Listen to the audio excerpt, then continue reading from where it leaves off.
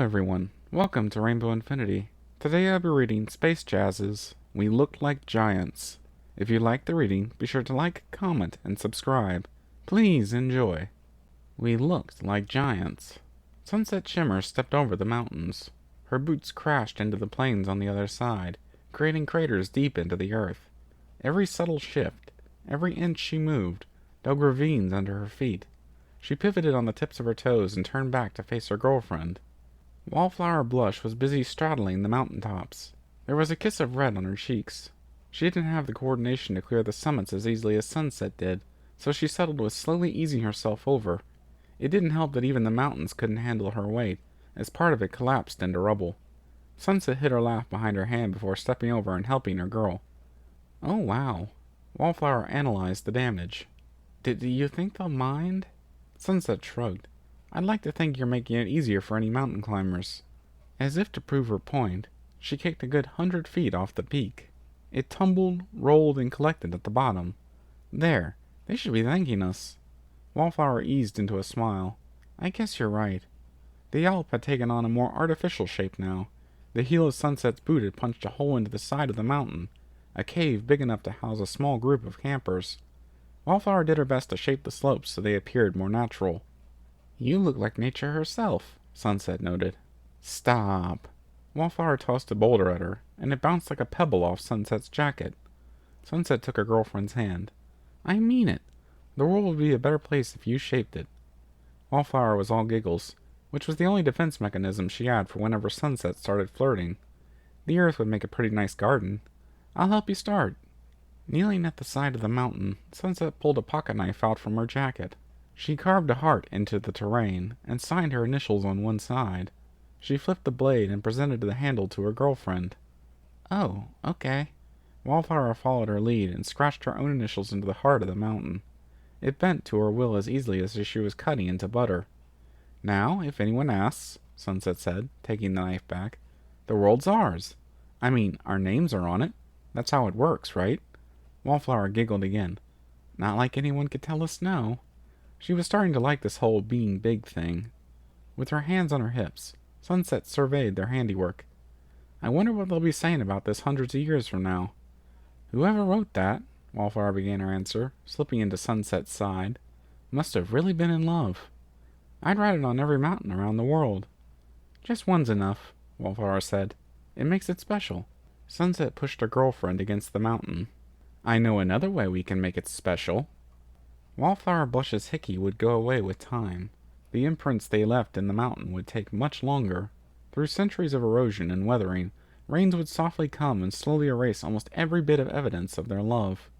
The heart in the mountains, however, would remain. "How come you picked camping in the woods?" Sunset asked, following the bends of a river upstream.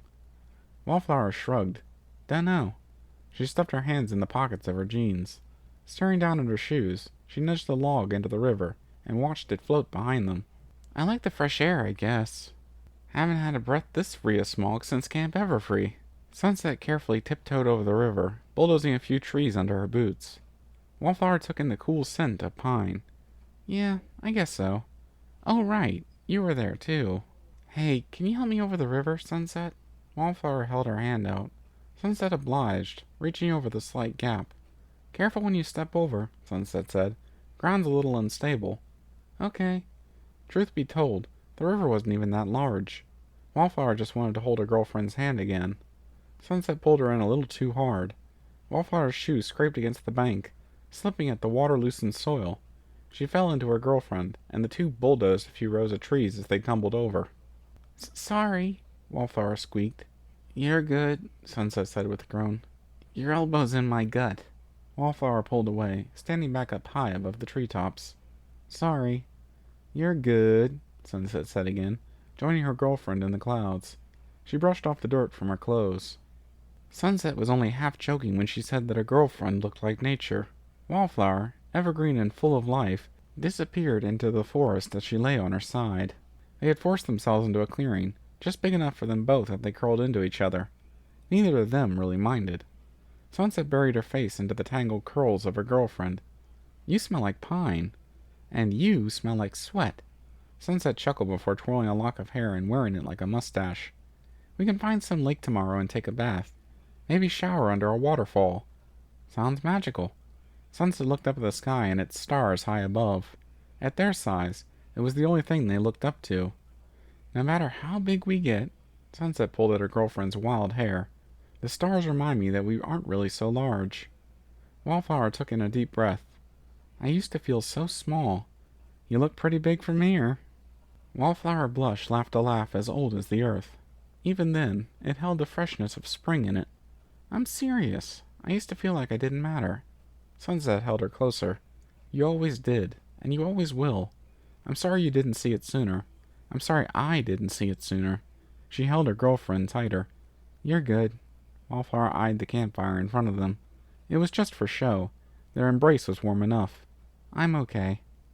Wallflower woke up to the crisp morning air. She sat up and breathed deeply, taking in the sweet smells of spring.